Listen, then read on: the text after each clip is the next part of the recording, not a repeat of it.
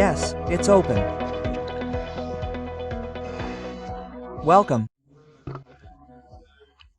A conversation with one of the great figures of the international political scene, Juan Manuel Santos, two-time president of Colombia, forger of the peace agreements with the FARC guerrillas, Nobel Peace Prize winner in 2016 and currently president of Elders, a group of international leaders founded by Nelson Mandela. I was going to ask him about the existential risks facing the planet, which is the topic of this conversation, but current events have passed by and we're going to let them pass. You were also a weather forecaster and a journalist. Let's start with what happened between Colombia and the United States this Sunday. What do you think of Trump's words about Petro, about Colombia, accusing the president of being a drug trafficking leader and threatening to withdraw aid and payments? I'm coming. I'll help you.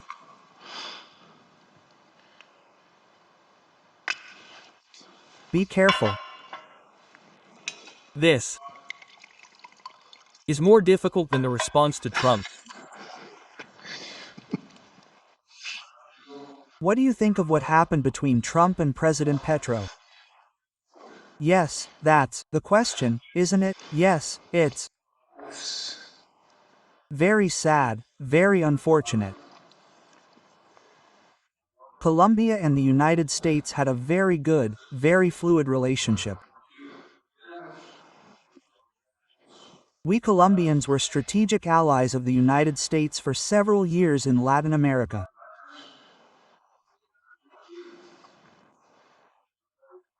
So what's happening is very unfortunate. And also has a number of very negative consequences.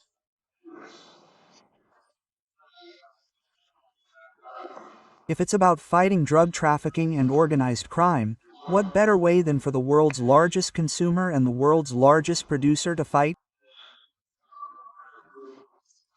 Who wins? Organized crime. It's a gift that they're giving to an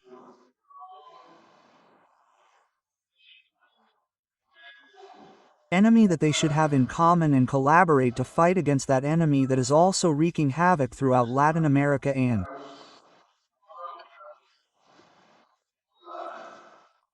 throughout Africa, because organized crime has advanced in Africa in the same way as it has in Latin America, by leaps and bounds and often with much more sophisticated technology than the states themselves.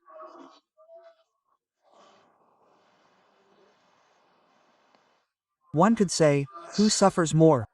Both peoples. Who wins? Possibly both presidents will win. Petro has been looking for that, looking for a confrontation with Trump for some time now.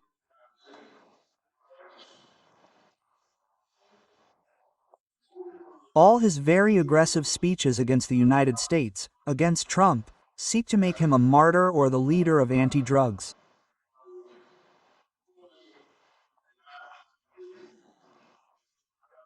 That is an advantage for him. And Trump, for his part, is showing his citizens that he is strong in the fight against drugs. But who loses? The people of the United States and Colombia. In the case of Colombia, we have a lot to lose because, unlike Brazil, for example, we depend much more on the United States in terms of trade and economy.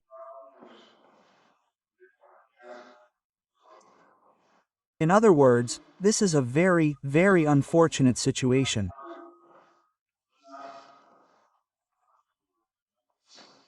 Hopefully, in international relations, institutions, the instruments that are traditionally used, diplomacy, private diplomacy, can be rescued and prevail, because as long as we have two presidents who insult each other,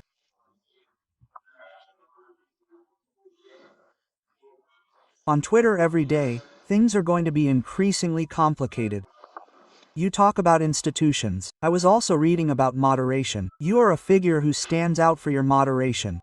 Don't you think that the loss of the idea of moderation in politics is behind some of the problems we are seeing in particular? Well, that is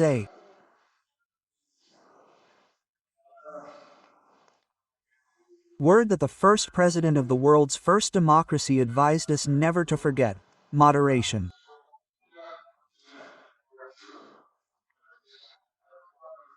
And he rightly said when he was offered the presidency for the third time, he said no, that democracies depended more on institutions than on people.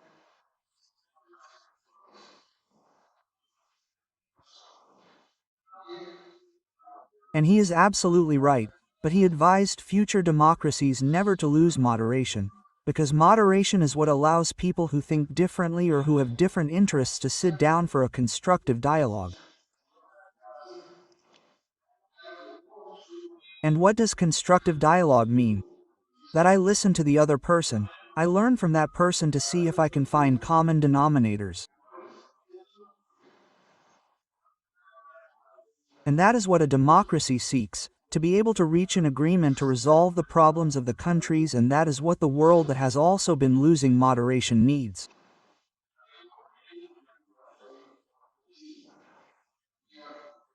Today the world has some very serious problems that will not be resolved without cooperation.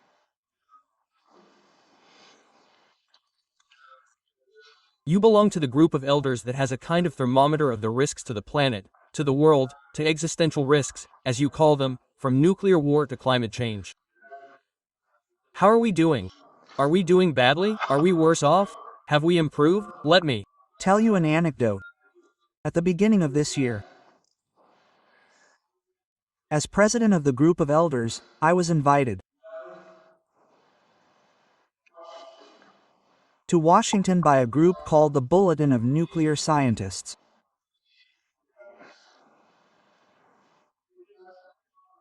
That bulletin organization was invented by Einstein and Oppenheimer after the invention of the atomic bomb. They asked a group of scientists, "We are very concerned about our invention.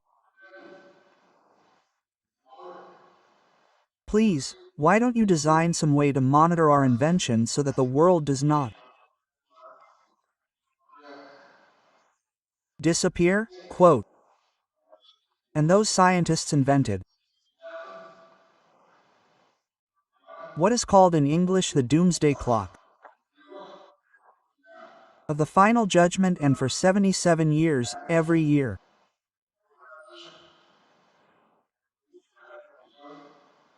they review the situation of the world, the risk of a nuclear war, and they keep changing the clock. For example, when the Cuban Missile Crisis, in 1962 and 1963, they brought it closer. When the problem between Kennedy and Khrushchev was resolved, they moved it further away.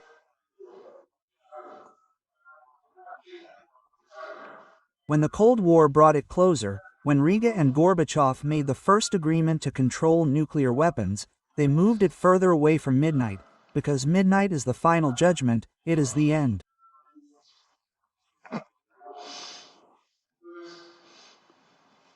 Well, at the beginning of this year I was invited to unveil the time for this year.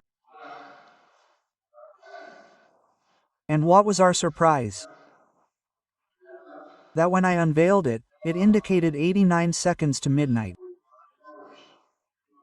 The closest we have been in 77 years. And I asked the scientists why they had changed it and why we were so close to the final judgment. And they began a very interesting explanation, and it is that the risk of a nuclear war has increased significantly.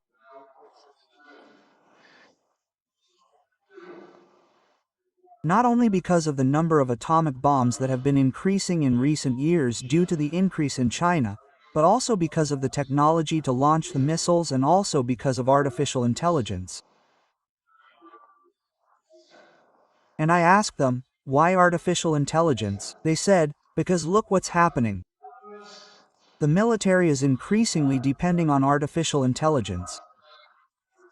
Look at Ukraine, look at the drones in Ukraine, all of that is managed by artificial intelligence. And if there's anything vulnerable, it's artificial intelligence. So, if any head of state who has the ability to press the button is manipulated by artificial intelligence, we're going to have a nuclear war. That's one of the reasons. And then they gave others. For example, in February of this year, that is, in February of next year, in 4 months, 5 months, the only agreement that was negotiated between Russia and the United States, the START agreement, will end, and no one is making any effort to renegotiate it.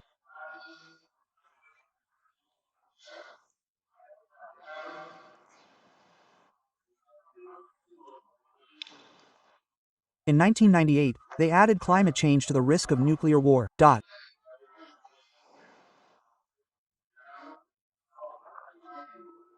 Since then, they have been monitoring what has happened with climate change, and this year, well, they said, we are in the worst of all possible worlds since we began measuring climate change, and 5 years ago they added artificial intelligence, saying, look, this could be like the nuclear invention, this could be used for good or for evil.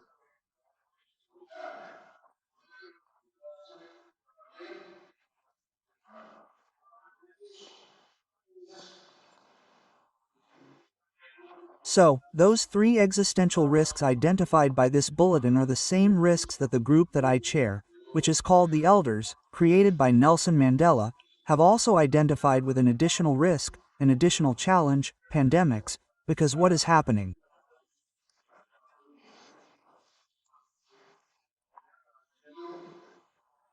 is increasing the possibility of a new pandemic. And the world showed us in the last pandemic that it was not well prepared to face a pandemic of this nature.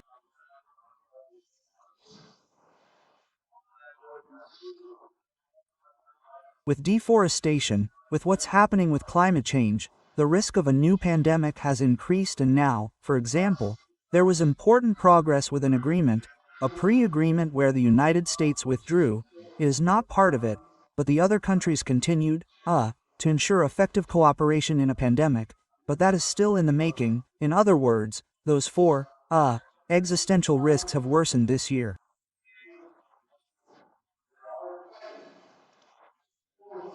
This year, well, here in Spain, as you have seen, we had the hottest summer in history. I don't have to tell you, not only in Spain, but in the entire world. So, that is another very, very complex issue. So those are the existential risks, and that is where cooperation between countries is essential.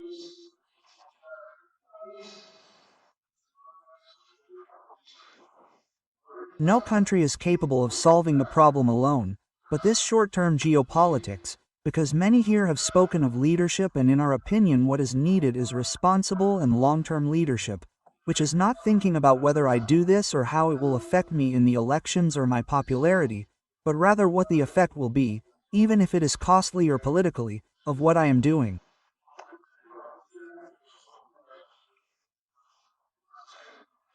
That is the leadership that is needed, and that is what has also generated problems at the global level in terms of multilateralism. Why is the United Nations, which I was in New York with last week, so discredited?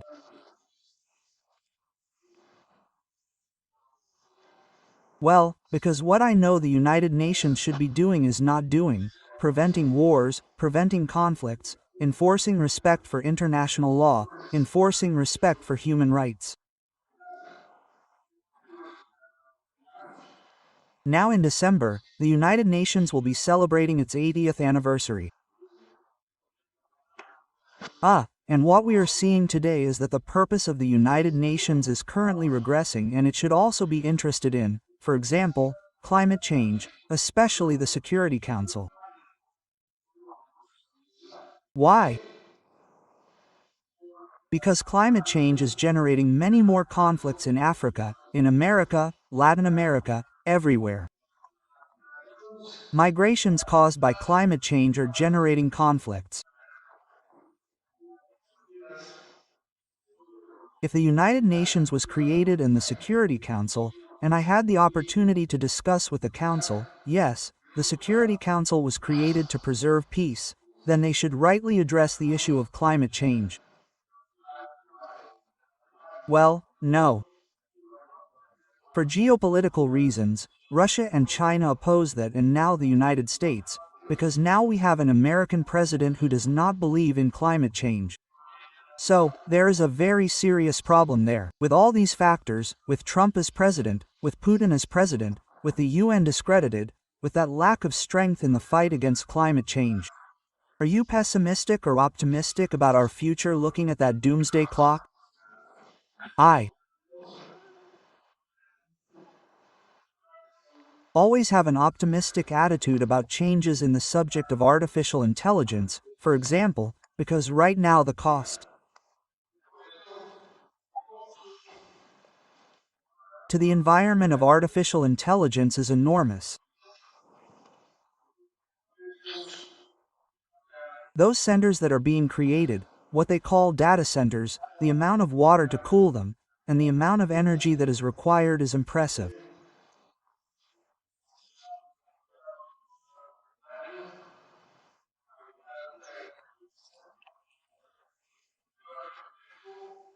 People have not realized the environmental damage that artificial intelligence is doing to the world, but at the same time, one sees that they are investigating solutions to these types of problems everywhere, and I believe that, I hope that sooner rather than later those solutions will appear, but deep down what we all need, and this is something that I could feel right now in New York, is a feeling of pressure on world leaders to shake themselves up and make the right decisions to address these problems.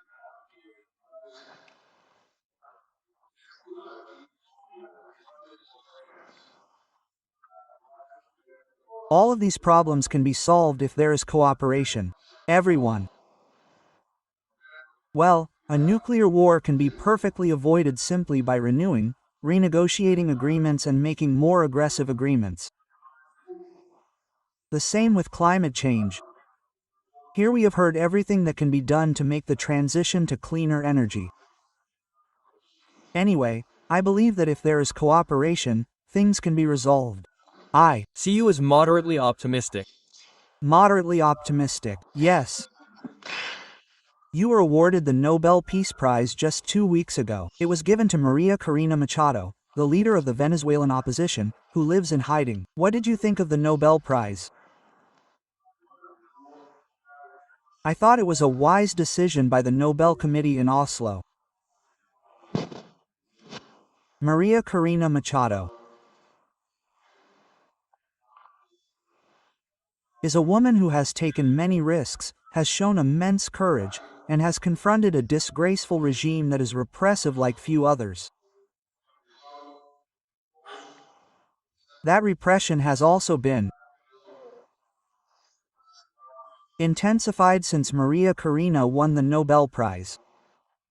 In other words, the repression has intensified in recent days. So I was very happy. I spoke to her and said, I congratulated her and I think she deserved it. And about the American military pressure off the coast of Venezuela. What do you think about that military pressure? That has generated many reactions and many questions. People wonder what is the purpose of military pressure. What do I think it is? It seeks to pressure the regime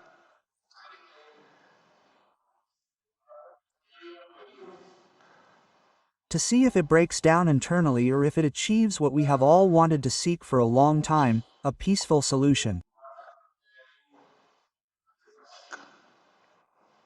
That would be ideal. We do not know if it will be achieved.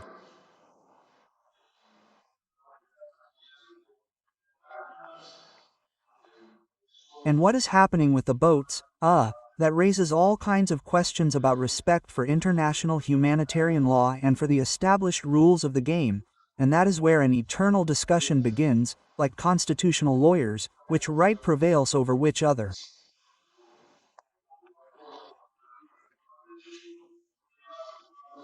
So,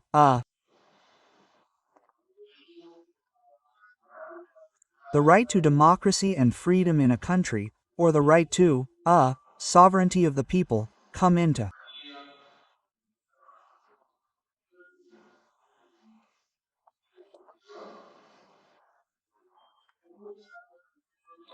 conflict into friction, and since the world is losing its way, since the first ones who are violating those rules of the game are the countries that should, as I said before, be responsible for ensuring compliance with the rules of the game, well, we are in a very difficult situation, because Russia is committing a crime of aggression and no one is, well, they did censure it a lot, but there they are.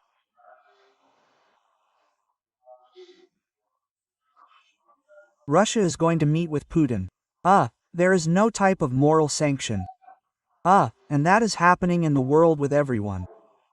The United States attacked Iran and, no one said anything. That is aggression. So, that is the very complex issue where we have to try to balance, which is as Gold said, governing is choosing the lesser evil among many evils.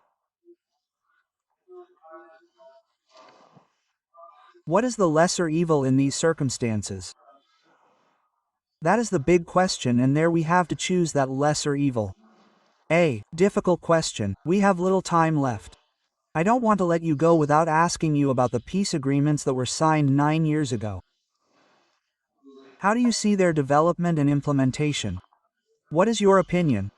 What are the Colombian peace agreements? The Colombian peace agreement, which was considered the most ambitious and comprehensive that has been signed in the history of armed conflicts, worked very well. The so-called DDR, demobilization, disarmament and reintegration, worked in record time.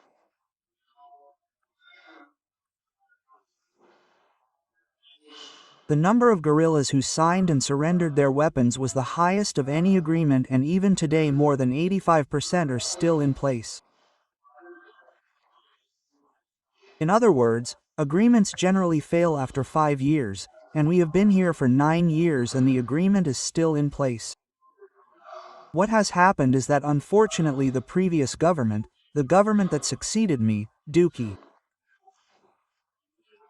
and this government, Petro's government, for different reasons, have not implemented the agreement as they should have, and that has generated a whole dynamic of violence and deterioration in the areas that the FARC used to control. This government was elected, among other things, with the banner of implementing the peace agreement and has implemented very little. It has dedicated itself to another peace that it calls total peace, which has been a failure. And the previous government put the brakes on it because ideologically and politically it was against the agreement. But I believe that that agreement still has 5 or 6 years to be valid.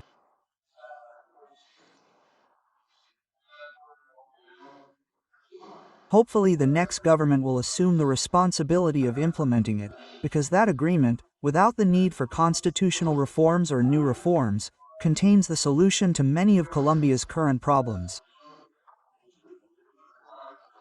That agreement is still in effect. They have delayed the legal part of the sanctions, but they are finally emerging and something has happened that no one ever imagined. Those responsible for war crimes and crimes against humanity, asking for forgiveness in front of the victims, acknowledging their crimes, are now going to be punished, right?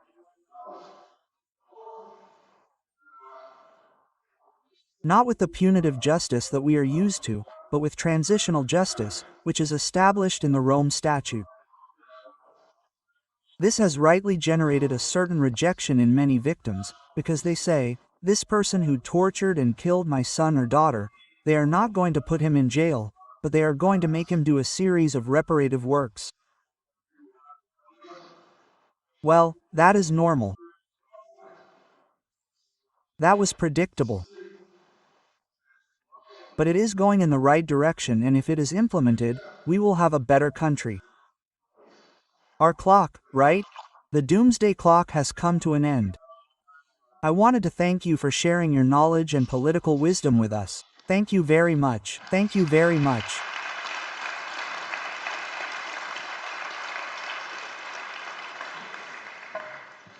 Of course. Up until now they have not tormented themselves with that clock.